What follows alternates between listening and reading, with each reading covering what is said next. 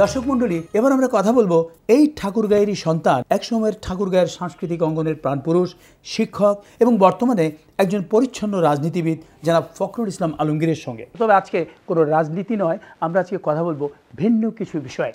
আমরা জেনেছি আপনি একসময় ঠাকুরগাঁয়ের প্রাচীন নাট্য সমিতির সঙ্গে যুক্ত ছিলেন, নাট্য নির্দেশক ছিলেন, একজন অভিনেতা ছিলেন, যা অনেকের কাছেই অজানা। সে সময়ের উল্লেখযোগ্য দুই একটি স্মৃতির কথা যদি বলতেন। ঠাকুরগাঁয়ের সাংস্কৃতিক ঐতিহ্যটা অনেক পুরনো।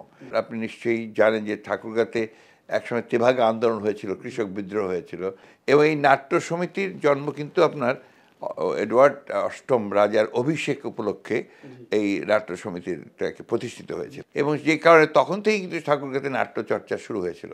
একজনের নাম না বললে আমার জন্য অত্যন্ত অন্যায় করা হবে, যে উনিও সেকেন্ড জেনারেশন ছিলেন, ফণীন্দ্রভূষণ পালিত। উনি ছিলেন একটা অসাধারণ সৃজনশীল মানুষ, আপনার নাটকের ক্ষেত্রে এবং সংস্কৃতির ক্ষেত্রে।